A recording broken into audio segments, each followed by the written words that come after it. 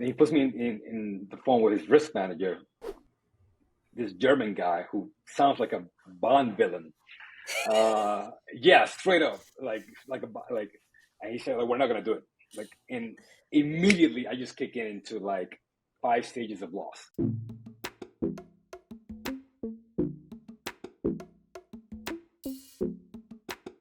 Welcome, everybody, to episode 87 of the MiamiTech Pod. I am joined by my co-host here, Maria Durci. Our long-lost co-hosts, Will and Caesar, are still MIA, so if you've seen them, let us know, because we are looking for them.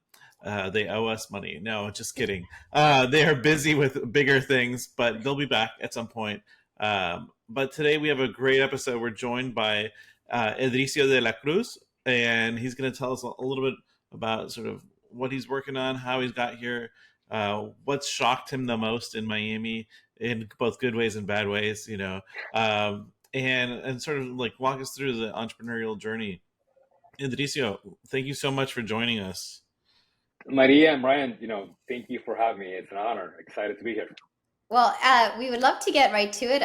You have quite the impressive history, and I want to first, you started a company, you ended up selling it to Mastercard. I want to kind of go through your whole journey because it is quite uplifting and kind of really important for our listeners to hear the goods and the bad. So with that, can you tell us a little bit about your upbringing, where you're from, what led you to start Arcus, and then we'll go from there. Yeah, sure. So I grew up in Santo Domingo, Dominican Republic, and my first entrepreneurship endeavor actually was selling guayabas in front of my house. I used to sell the pink ones for 25 cents and the white ones for 10 cents. And I used that to go to the grocery store and buy candles because electricity used to go out all the time. Oh, wow. So the when I was equivalent 11, of the lemonade stand in yeah, exactly. That's the equivalent of the Caribbean. lemonade stand. So when I was 11, I hadn't grown up with my dad, and my dad called us up to immigrate to New York, and I was starry-eyed and super excited. And the New York that I got to meet was a lot different than the one I saw in the movies. I moved directly into the South Bronx, and shortly thereafter into Harlem. After high school, part of me just wanted to escape my environment subconsciously, so I got into college and joined the Air Force to become a fighter pilot. And about after a year after that, decided to drop out of both to once again help my parents make ends meet. So I became an airplane mechanic at JFK Airport, and I wound up doing that for about 6 years. I went back to college, and as I was finishing college at 25, when everybody else was like 21, 22, I wanted to really kind of do something different. I felt like indebted to my parents' sacrifice to have brought me here. And there weren't many pathways available, so I had to find my own pathway.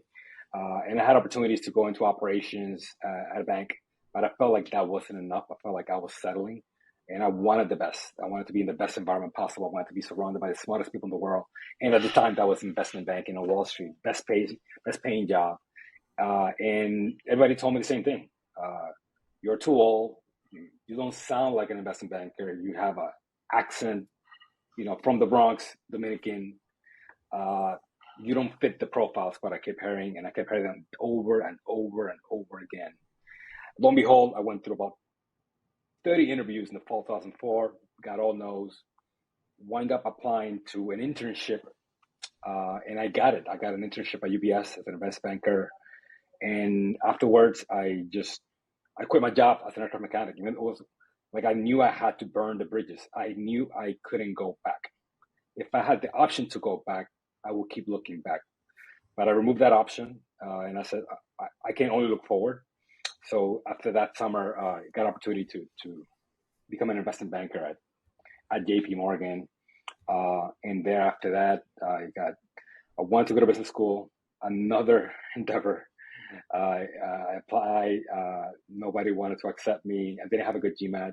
I wound up taking the GMAT 4 times. And I wound up getting a really low score, but I still applied. And I got into Wharton. I wound up having the lowest GMAT score in the entire class.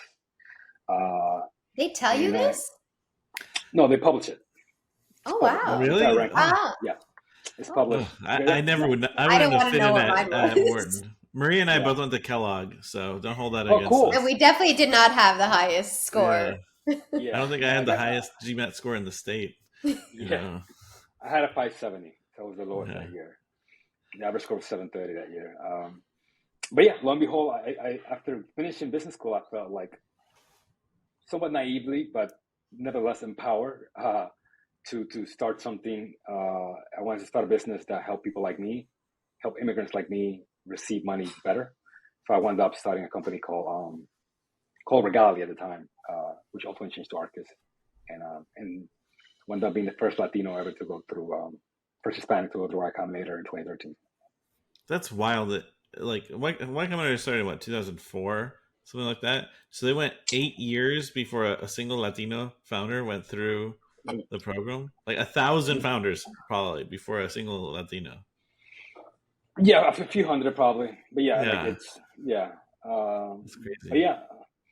yeah, so that journey coupled with my founder journey, I transcribed it into a book called The Underdog Founder that's coming out in September. So yeah, so I'm just passionate about sharing the story and giving people a pathway to figure out how to achieve success when they don't have much going for them.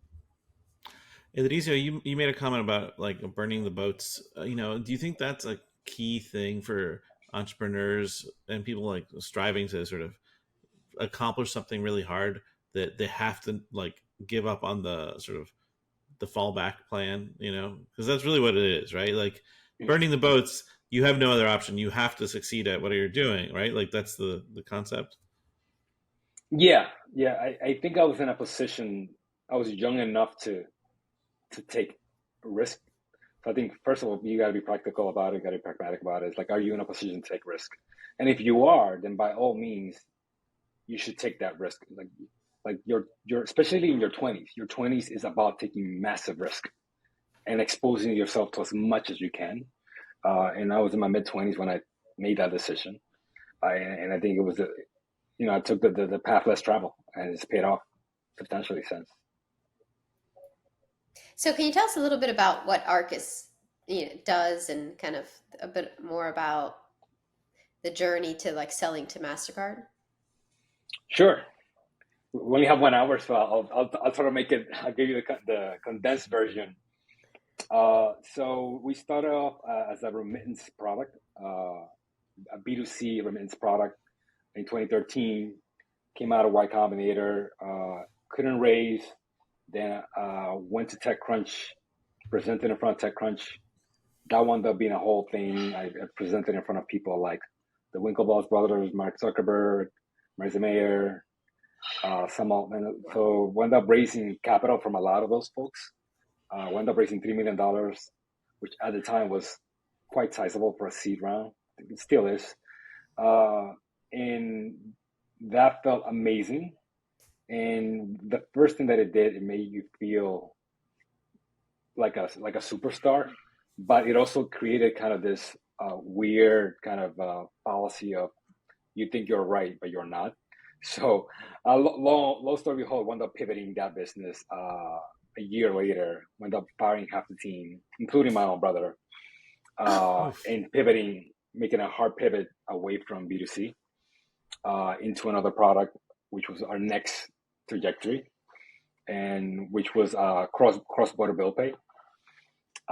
Wound up doing that for about another year until I hit another roadblock, and that was the fact that at the time it was an unregulated process, to my knowledge, and I wound up being subpoenaed by the New York State banking department while I was in San Francisco while I was fundraising. So I took an emergency flight back to New York.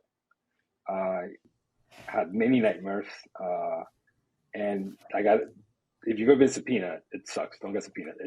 I walked in there. I'm my lawyer. We'll try not to. Yeah. Yeah, it's and it was just like in I'll the mark movies. that off Like, my bucket list, getting yeah, subpoenaed. just like in the movies. They have a recorder. They have like this much paper. Like, how's the New York State banking department this focused on me? Like, I feel special. And lo and behold, luckily, the superintendent was friends with one of our investors, who was I'm not going to give away, a politician. And he was there, and they happened to be friends. And I wound up spending the whole day at the office, and just as I was being escorted out by two burly men, they told me to just go home. So we wound up pivoting from that business into another business line. And in 2017, we were growing, went out to raise our Series A, and we went through 10 meetings, no results, 40 meetings, no results, 70 meetings, no results, 100 meetings, no results, 144 meetings, no results, 145th meetings, yes. Got a yes, took me about 8 months. And I finally got a term sheet from a big bank. It was a top 5 bank at the time. So we were going to get a big term sheet for $10 million and a bank as a customer. And I had just gotten married. So it was amazing. I was running high, and I was going to announce the deal at one of those big tech conferences. So I was going to feel like super important and super validated. I finally made it. So 2 months into due diligence, they start asking random questions about compliance and cybersec. They bring in, as banks do, all kinds of third parties to due diligence. Then they go silent for a week, and I'm naively thinking that's a good sign. And then I'm literally about to leave for the conference to announce this deal on a Thursday. The conference is on a Friday. And on a Thursday morning, I get a call from my contact at the bank. I'm like, "Hey, Edrizio, can you hold for 2 minutes?" I'm like, "What do you mean?" Like, and this guy sounds weird. Like, he sounds like he's not excited. And he puts me in the phone with his risk manager, this German guy who sounds like a Bond villain. Yeah, straight up, like, and he said, like, "We're not gonna do it." Like, and immediately I just kick into like 5 stages of loss, like bargaining, like anger, like, Denial. like, do you mean like you're not gonna do the whole amount? We could do less. Okay, and then like, "No, we're not gonna do it." No, we could do it next year, right? "No, we're not gonna do it." So I wound up going from 10 to 0, and I have 4 weeks of runway. So I need to move fast. So I fly to Mexico. I fly to the conference. I talk to 35 investors. I'll make this brief. I wound up having to fly to Mexico because that's the only one that told me yes. That day happens to be the only day. I didn't remember this. September 2017, there was a big earthquake in Mexico. Do you remember that? Oh, yeah. That was the day I was flying. So I did an emergency flight into Mexico. So my meeting got canceled. And I was like, you know what? I will not get on that plane again until I unfuck this situation. I will not get on that plane. Lo and behold, I am here. I am the CEO, and I will make this thing happen. So I waited a week, got the meeting, never pitched in Spanish my whole life. I pitched in Spanish. By the time I got back to the airport, they called me, "We're in." And I went from 10 to 0 back to 8 in a matter of 4 weeks, right before Thanksgiving. And then we had miraculously rescued the company. Then after that, 2020 happened. We were out to raise our Series B. Company's growing a lot. But pandemic happens. I'm about to have my first kid. We're in San Francisco. My wife and I have a miscarriage. We have to leave San Francisco. And the fundraise totally falls apart. And with that, we have to do layoffs. And friction internally builds more friction. So I end up parting ways with one of my co-founders. And I stay on, and my other co-founder practically hates my guts. There's talks about just removing me altogether. And I just got to a really dark place.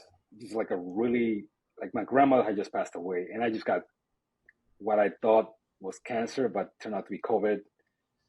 All kind of like this weight just crushing your soul down to the very essence. And I wasn't even depressed. I was just past depression. I didn't feel anything. Mm-hmm. And I picked up a book called Meditations by Marcus Aurelius, and I was just that helped me reframe my situation, my circumstances, and helped me rethink, okay, why are you here? Why are you doing this? You can just quit, but why are you still here? And it helped me think about like a social contract that I have with not only myself, not only my parents, but just my community who I represent. So I put my big boy pants on. I applied for a bunch of like competitions to get like the emergency cash. One of those, Visa Everywhere. They will give $200,000 if you win. I apply. I wound up getting the award for the best, for the favorite, and then they were like counting down, and then that was my name, and I won the whole thing, the favorite and number one. That was the only time this ever happened, and I was like, oh my fucking God, I can't believe this actually happened, and that just gave me the jolt I needed to get back up and keep fighting. And after that, we wound up kind of racing a partial round, and then that's when we started talking to strategics, including Mastercard. In that conversation went quickly, then slowly, then quickly all at once. Wound up taking about a year and a half. It was a 60-day process, and then became a year and a half.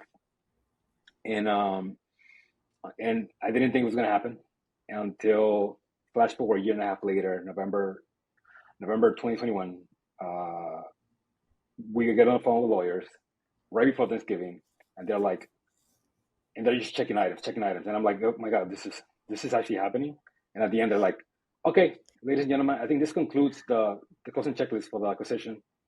We'll send wires tonight. And then the next morning, I look at Bloomberg, and it says, Mastercard acquires Arcus, shares go up by 3%. And I lost my shit. I was like, are you fucking kidding me? Like, this actually happened. And I mean, that's kind of crazy when you think about also like the scale of a company like Mastercard, right? Like them having a 3% lift on their share price probably covered a big percentage of the acquisition, right? It's like they got their return indirectly, like within 24 hours. Yeah, immediately. Yeah. But I mean, look, kudos, man. I like Edrizio, like I'm pretty sure I would have stayed in Mexico and become a beach bum in Cancun. Like at that stage of the story, I would have been like, "Nah, f this." Like society, the world is pitted against me at this point.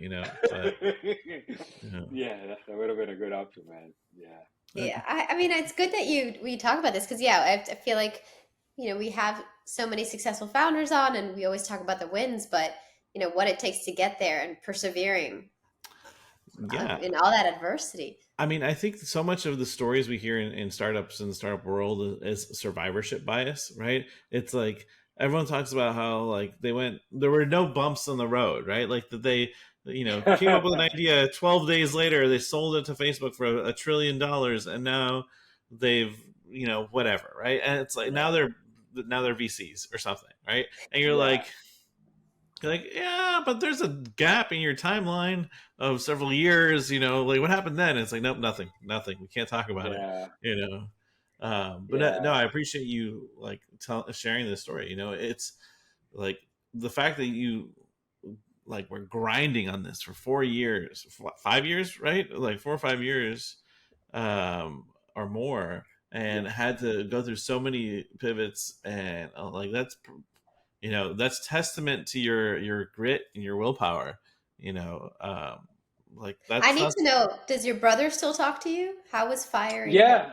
No, I talked to my brother, and we're good friends, and with my co-founder as well. Right. Okay. Good. Yes. I think when you're in the battle, like things happen, right? That's all that matters, right? So, but yeah, I think to your point, Brian, I see a lot of those stories, and I think they do a disservice to the young, ambitious founders, where they think success looks one particular way, and it's really not. And actually, I spent my last year at Y-Combinator as a partner before, and one thing I've noticed is that my story is very similar to every other partner, and these are folks who've also have had substantial success. And one thing I discovered, man, is like, reliability is vulnerability, and vulnerability is a superpower. right? The more vulnerable you can become, the more you can relate to people, the more success is more reachable, right? And especially for people of color, right? I think the more you can't be what you can't see. So you make that success more accessible and reachable, it just becomes much more powerful. And that's why I wound up like writing a book about my journey, because I felt like, man, there's never been a story like this told by people that look like me, for people who look like me. So I hope that I can impact some people. Are you at all involved with the startup ecosystem in Dominican Republic? Like, what's the ecosystem look like there? Do you have any insights on Yeah, that?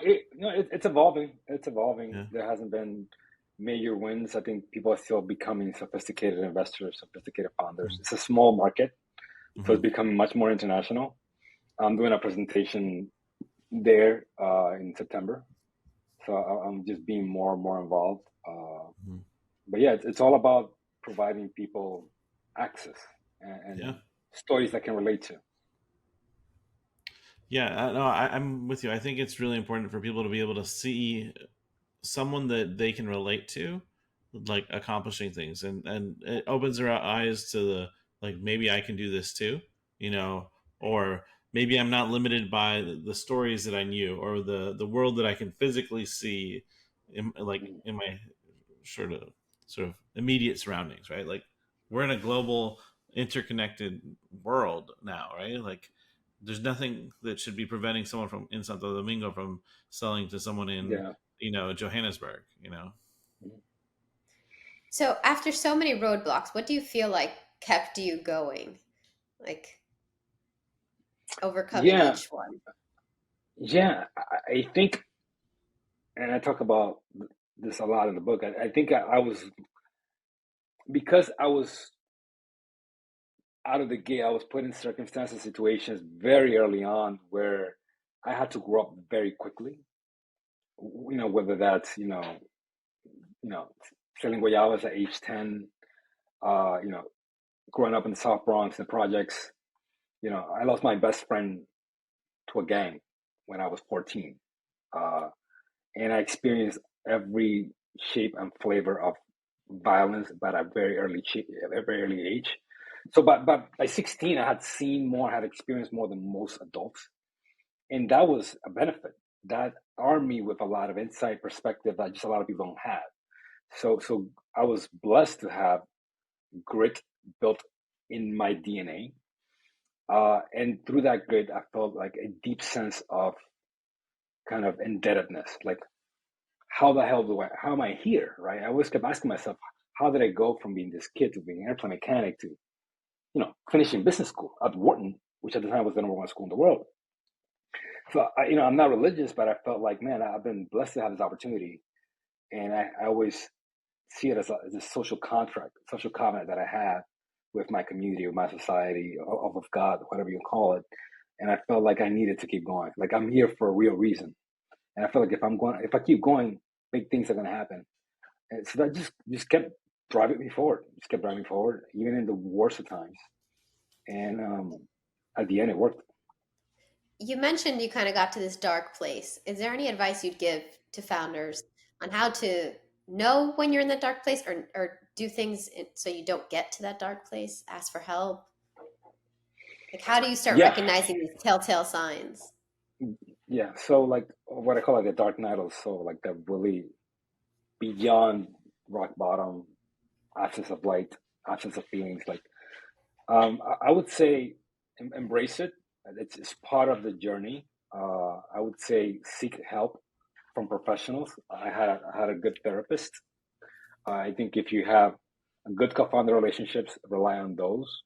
But also, uh, one of the things I've learned is the founding ecosystem is so beautiful. Like, people are so collaborative and helpful. Lean on other founders. Only other founders know what you're going through. So lean on them and their experiences, and that makes it much more okay, right? Because they've been through similar things, so they can help you get to the next stage.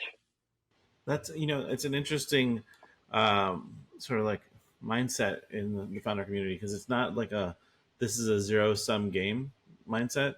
Like, I mean, I know growing up, like, everything was sort of treated or presented as like, if they got something, we can't get anything type of thing, like, Yeah. and the reality is like in the startup space and tech and all this stuff, so much of it is about like the creation of new opportunities and the capture of new value and so on, that like I don't think Maria doing well is going to prevent me from doing well, and like I think we're all in this together, and like that's something that I think is pretty present here in Miami's startup ecosystem, and that like it's so young and it's so new that the people who are actually like building stuff are optimistic enough to think that like everybody can build, everybody can Yes. create, Yes. and like one of the reasons I came back to Miami after growing up here after college was I felt that there was more opportunity to create impact here in Miami than in a bigger established city, and to mold Miami into like the place that I wish it was, and like Yeah. I think um, that ethos sort of translates a lot from the sort of startup ecosystem of like the world Yes. is yours to mold into whatever vision you want, Exactly. right? Exactly. Like I think in your story of like Arcus, like you almost willed the world to your, or like molded the world to your will based on, you needed this to happen. You were going to go to the ends of the earth, like Greek mythology style, practically, to like make this a thing, and like not there's not a lot of other industries where like that's those types of stories Very true. exist. Very true. So one thing I want to ask, and then I want to get to a little bit about post-acquisition life, but Mhm. it's a very tough market out there. Mhm. Founders are struggling to raise. What advice would you have for them? Well, markets are cyclical, right? There's ebbs and flows, and though it's tough now, doesn't mean it's going to be tough forever, right? We've seen similar movies before in 08, 09, and before that in early 2000s. So the other way to look at it is like the last few years, especially going on 2020, 2021, you were operating in easy mode. You're back to hard mode, right? So you just got to figure out how to kind of will your way through the storm and weather it out, because soon enough the tides will turn, and I think we're seeing indications of that happening already, right? So it's a matter of time. I don't think it's definitely something that's going to be indefinite. You said that like I mean you had over 144 Yeah, meetings right before you got to that's your right. yes, and I feel like that's a more common story than we realize, and like the average number of meetings for an investor or a founder is probably is close to 100, and like people think that it's a quick process, but it's a grind, there's a lot of people you have to pitch and understand, and Mhm. and it's like practice and it's repetition, right? Because like the reality is like most founders, what they're good at is building the product or understanding the market they're in. They're not Mhm. good at fundraising usually, like because Mhm. that's not something that they do on a regular basis. Exactly. It's a totally Sure, different maybe in skill. your second or third company, like, Yeah. but it's still not something you do every day. It's like I was talking to a friend of mine. I was like, buying a car is this weird situation where you're trying to buy a car once every few years. The guy selling it to you sells 3 cars a day, so he knows how to do this. Like he's 300 times more skilled at this than you are, and so you're coming into this like a sword fight with a butter knife, and Yeah. like hoping to like A spoon or something. hoping to not like be cut to pieces, right? And so Yeah, that's true. same thing goes with venture funding, right? Like you go to talk to a VC and like they've talked to 100 entrepreneurs this month, like they've seen every pitch, they've seen every sort of value proposition. And so like they've already like sort of got their filter and their mindset of what they want. But you as a founder, you don't have that calibration to like match with them because you don't have the That's right. practice, and so I mean I think this is something that like a lot of first time founders, a lot of founders from like underrepresented communities who don't get this exposure as Yeah, much, like come in at a disadvantage, right? Because they don't have, huge. they don't have that practice, they don't have those reps, they don't have the access to, as many people, as someone coming out of Stanford, or whatever. Exactly. Yeah. So what is post-acquisition life like? Well, I left early. Most acquisitions they keep you on for a couple of years. I was at a point in my life where I was ready to take the next step. So I took a bit of a break. My family is around Europe for like 3 months with my 1-year-old daughter, my wife, and her mom. And then I joined Y-Combinator. I became the first Latino partner there in September of last year. It was amazing. It was fantastic to be back on the other side, helping young founders, working with other founders, working with XYZ founders as partners, who shared similar stories, which is amazing to me. That's more a commonality. One thing I've learned is that I think I tweeted about this. It's like 90% of startups fail. 9% takes 10 years to reach like massive success, and the other 0.01% take 1 year to get massive success. But you only hear about those. You don't hear about the majority, the 9.9%. And I was like, okay, so this is common. This is what you got to do. You got to eat glass for 9 years, which is what it took us. But yeah, and so I just recently left YC in June, and I've been working on a book, finished the book, and that's being published in September. It's called The Underdog Founder. And the goal there is to be that playbook, that guide for my younger self, for the young Edrizio who at 19 was lost and didn't know how to take that first step and didn't know that it was possible, right? So I want to reach that kid from, East Harlem, East LA, South Chicago, that doesn't think it's possible, to show them that it is possible. Not in spite of your circumstances, but because of them. Like the roadblocks in your way become the way when you empower them to be so. So that's the whole time. That was the whole premise of the book. And I just hope to, spark the mind that changes the landscape of Silicon Valley. And how's life in Miami treating you? Oh, it's awesome. See this background? It's amazing. No, it's great. Miami's great. I love Miami. It's close to the DR where I'm from. It's close to SF. Great quality of life, and a Burgundy ecosystem. There's quite a few of us from YC here. We have happy hours. We have one tonight, actually. I'm gonna miss it because I'm going to the Messi game, but we have happy hours, and it's up and coming. And like what you said, Brian, like the cool thing about here is that it's early enough where you can shape and mold it and be what you want it to be. So I'm becoming much more involved, and I think there's a lot of potential here because of the geography, because of the talent pool that's here. So I love what you guys are doing. I'm a big fan of it. Cool. So what's your prediction for tonight's game? How many goals is Messi going to score?